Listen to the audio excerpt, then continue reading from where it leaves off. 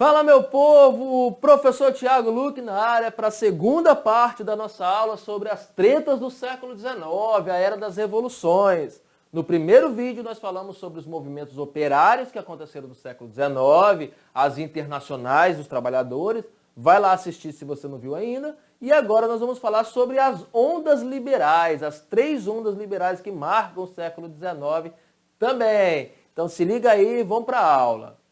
Começando então contextualizando a parada. O que acontece, galera? Só para você lembrar que já foi tema de aulas passadas. Aconteceu a Revolução Francesa, aconteceu a mãe de todas as revoluções liberais, depois houve a Era Napoleônica. Napoleão Bonaparte, com seu império, bagunçou o mapa da Europa inteirinho, dominou vários países e implantou também, de certa forma, políticas liberais em vários estados conquistados na Europa. Só que Napoleão foi derrotado na Batalha de Waterloo e definitivamente preso. O que rolou? O Congresso de Viena.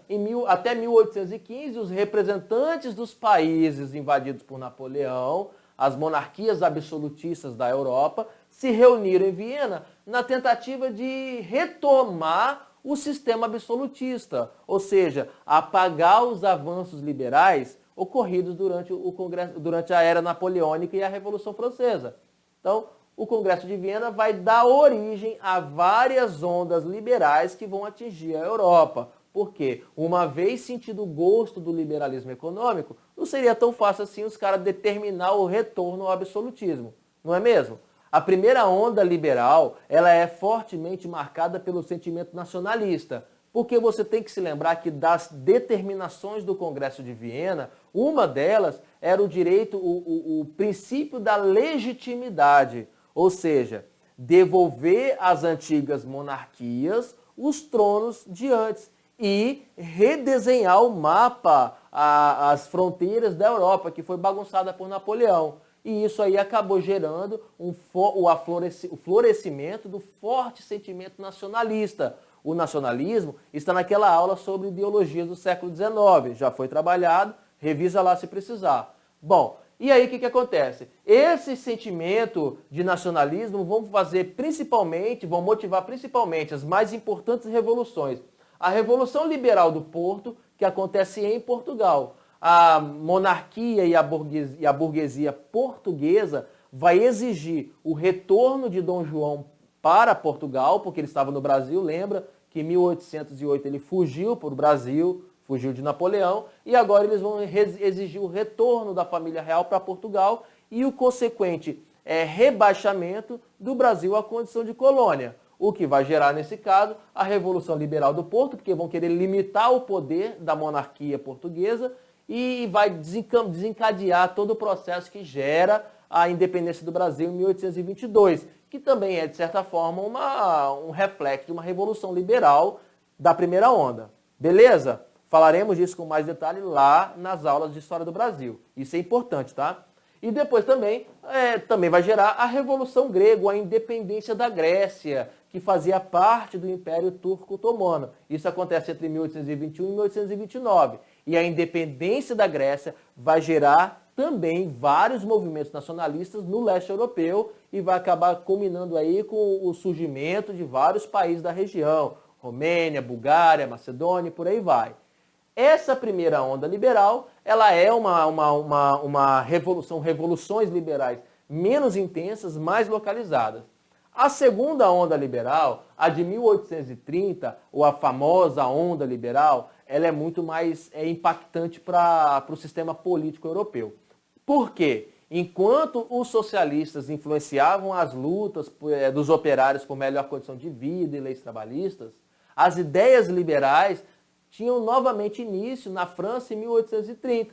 Os movimentos que impulsionavam estão relacionados à reestruturação da antiga monarquia europeia, das antigas monarquias europeias, imposta pelo Congresso de Viena naquele princípio de legitimidade que eu acabei de falar para vocês. Com a derrota de Napoleão Bonaparte e a realização desse congresso em Viena, ocorreu a restauração da monarquia francesa, com a ascensão ao poder a dinastia Bourbon novamente. É importante lembrar que Luís XVI havia sido decapitado, guilhotinado durante a Revolução Francesa lá pelos jacobinos, lembra da República Francesa? E aí vai acontecer a devolução da monarquia francesa, ou seja, a restauração monárquica francesa a partir do Congresso de Viena. E aí, em 1814, assume o trono da França Luís XVIII, irmão do rei Luís XVI, com as lembranças de tudo aquilo que a sua família havia passado e perdido durante o processo revolucionário de 1789, a Revolução Francesa. Por isso, esse rei ele acaba governando de forma moderada, sem muitos avanços para a monarquia absolutista, ou seja, vai ser uma monarquia constitucional extremamente light, moderada. Só que em 1824, Luís XVIII morre sem deixar herdeiro e aí assume o seu irmão Carlos X, também irmão do Luís XVI guilhotinado, também com as memórias da Revolução Francesa. Porém, ele logo deu início ao que planejava ser a implantação de uma nova centralização política, inclusive com interesses de restaurar os privilégios de classe daquele antigo regime absolutista que haviam sido abolidos ainda durante os jacobinos da Revolução Francesa. Suas pretensões, porém, iam contra os interesses de vários grupos políticos, tanto liberais, republicanos, desagradava a população mais pobre, enfim, contra ele ergueram-se inúmeros protestos. Em 1830, o movimento que ficou conhecido como Revolução dos Três Dias Gloriosos, que vão acontecer entre os dias 27, 28 e 29 de julho, daquele mesmo ano de 1830, vai levar o rei Carlos X a renunciar. Muitos protestos, ele sabia o que podia acontecer com ele se ele fosse manter uma postura absolutista. E aí assume um rei chamado Luís Felipe de Orleans, representante dos interesses liberais e burguês. Ele assume o trono e fica inclusive denominado como o rei cidadão ou o rei burguês. A destituição da dinastia Bourbon do poder da França passava aos olhos da Europa a mensagem de que os franceses não se viam mais obrigados a obedecer às designações do Congresso de Viena. Logo, outros povos que se sentiram também prejudicados pelo movimento lá do Congresso de Viena promoveram movimentos contra a determinação daquele Congresso, lutando contra a imposição das antigas monarquias ao poder e pelas mudanças das fronteiras estabelecidas em 1815. Ainda instigados pelo nacionalismo, alguns países viram-se encorajados a iniciar revoluções em seus próprios territórios.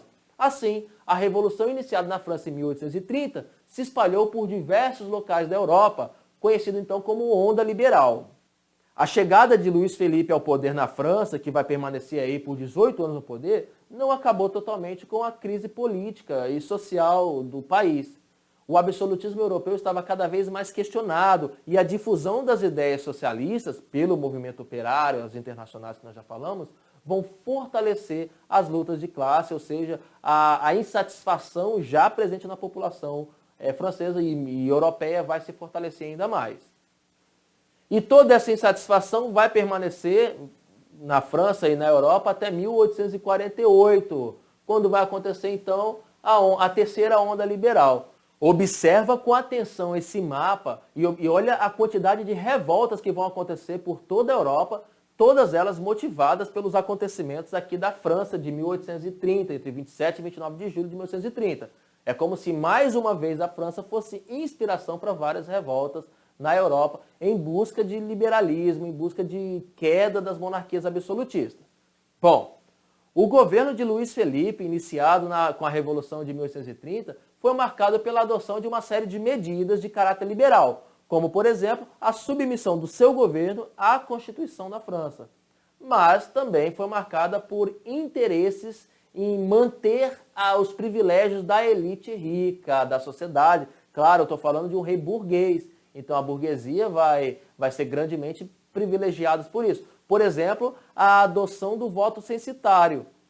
Lembra, o voto censitário é aquele voto em que, para você votar, faz-se um censo para estabelecer um corte financeiro, ou seja, pessoas que têm uma determinada renda poderiam votar. Logo, exclui-se a camada operária, os mais pobres da sociedade. Ao direcionar o seu governo para os interesses da burguesia, Luiz Felipe acaba despertando a oposição da população mais pobre, os republicanos e também os socialistas, que estavam tomando já posse, estavam se organizando naquele momento por causa das internacionais, grupo que se fortalecia cada vez mais, né? Para piorar, os anos de 1845 e 1846 foi de crise da produção agrícola, cujos baixos níveis de produção agrícola vão afetar a qualidade e os preços dos alimentos. E aí, meus amigos, a população mais uma vez começa a se insatisfazer, principalmente pelas medidas que favoreciam apenas a elite rica e também a falta de alimentos. Já falei antes, a falta de alimento, a falta de qualidade da alimentação popular é o que gera grandes revoltas. E isso vai ser motivo para a terceira onda liberal, a Revolução de 1848. Em 1847 ainda, os líderes socialistas Louis Blanc e Ledru Rollin iniciaram uma campanha contra o voto censitário, marcado pela realização de inúmeros banquetes, nos quais suas ideias eram difundidas. Em fevereiro daquele mesmo ano, o primeiro-ministro francês, François Guizot, proibiu a realização dessas reuniões, o que contribuiu para a eclosão de várias revoltas contra o rei. Enviados para reprimi-las, a Guarda Nacional Francesa também se associou aos revoltosos, porque a Guarda Nacional também não estava enquadrada, os soldados não estavam enquadrados naquela quantidade de pessoas que podiam votar. E aí, Luiz Felipe, sem condição de reverter essa situação, porque você já tem aqui grupos republicanos, os socialistas e agora o exército, ele acaba renunciando. Qual era o principal interesse desses grupos?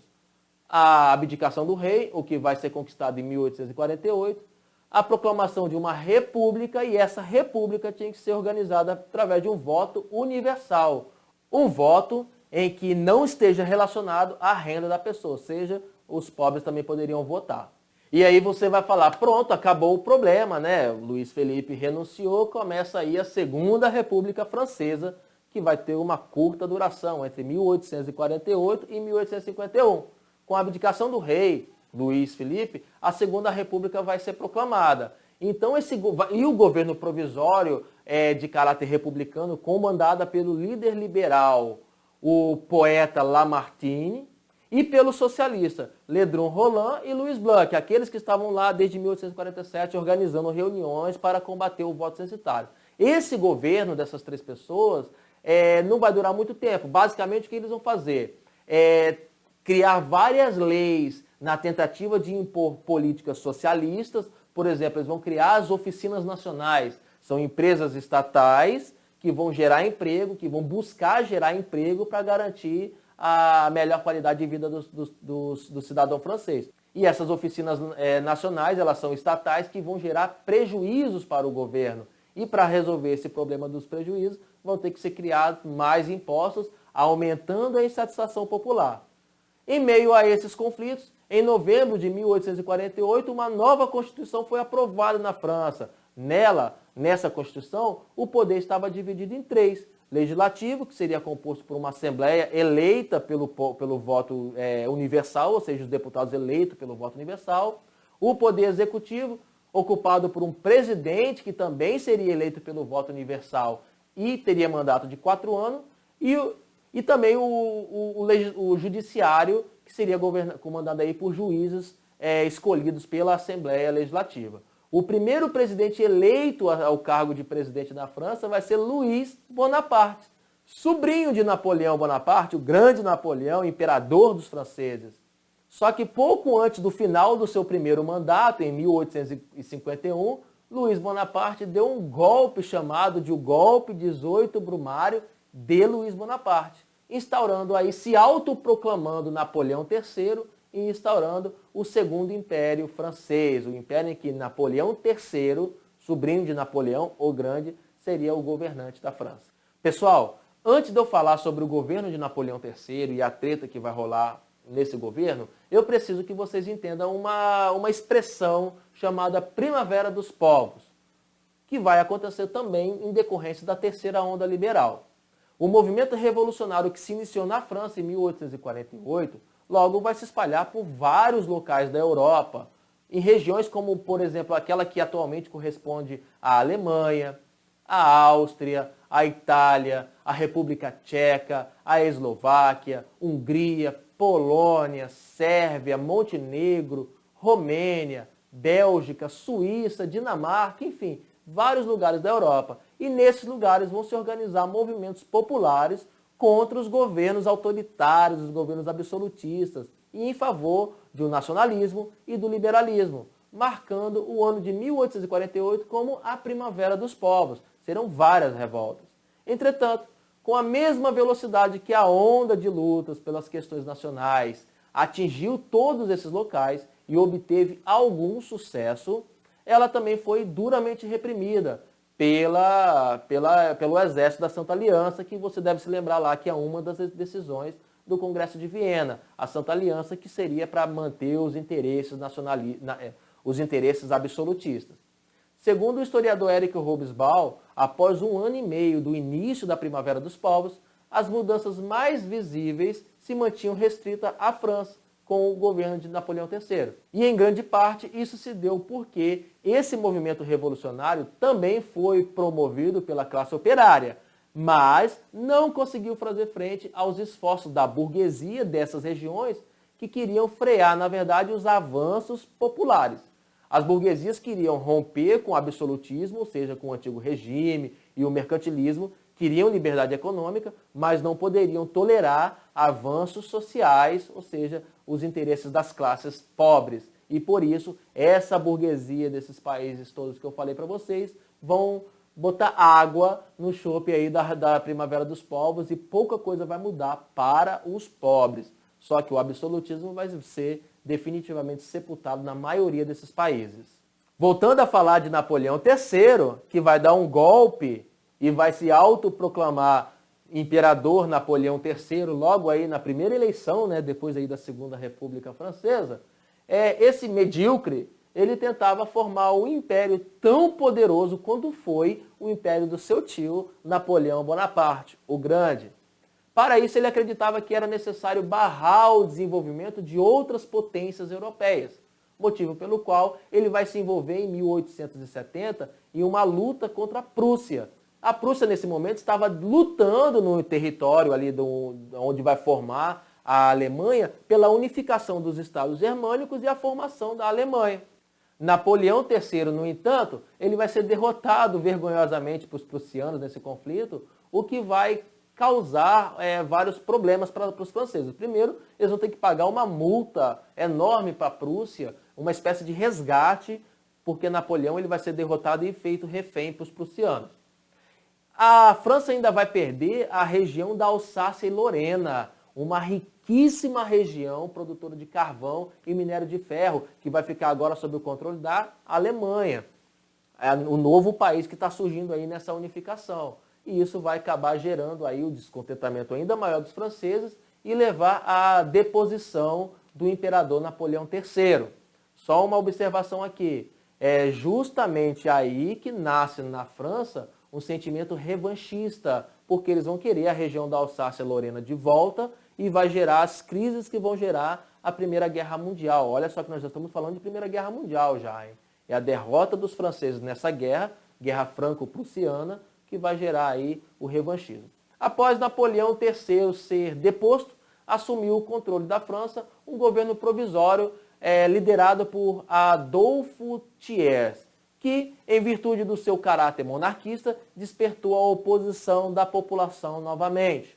Assim, em março de 1871, os operários franceses criaram um Conselho de Comuna, ou Conselho da Comuna, de orientação totalmente socialista e republicana. Eles tomam o poder em Paris e começam a criar ali um governo voltado para os interesses das classes menos favorecidas. Vai ser a primeira experiência política de implantação de medidas socialistas. O governo da Comuna estabeleceu a separação entre o Estado e a Igreja, bem como o ensino laico e a igualdade civil entre homens e mulheres.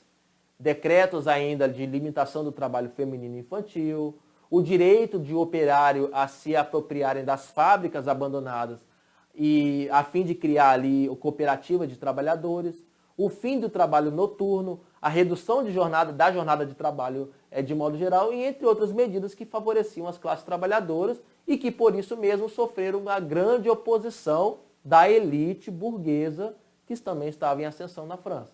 De fato, a expectativa de que a tomada de poder se espalharia por toda a França se mostrou equivocada. E esse movimento ficou restrito apenas à capital, a Paris. Por isso que vai se chamar Comuna de Paris.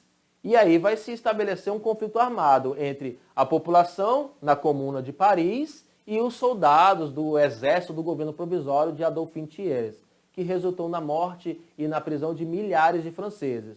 Em maio do mesmo ano, a Comuna vai ser finalmente derrotada, depois de várias batalhas sangrentas pelas ruas de Paris, e vai se encerrar a primeira tentativa de implantar um regime de governo voltado para o socialismo na Europa. A próxima Revolução Socialista, de fato, vai acontecer em 1917 na Rússia, a Revolução Russa.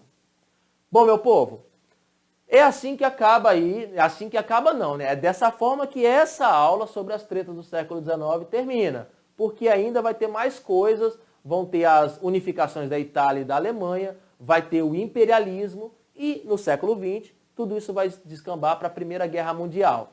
Muito obrigado pela atenção, continue aí estudando, força para você arrebentar naquela prova, estamos aí para fazer mais aulas de qualidade para você. Tchau!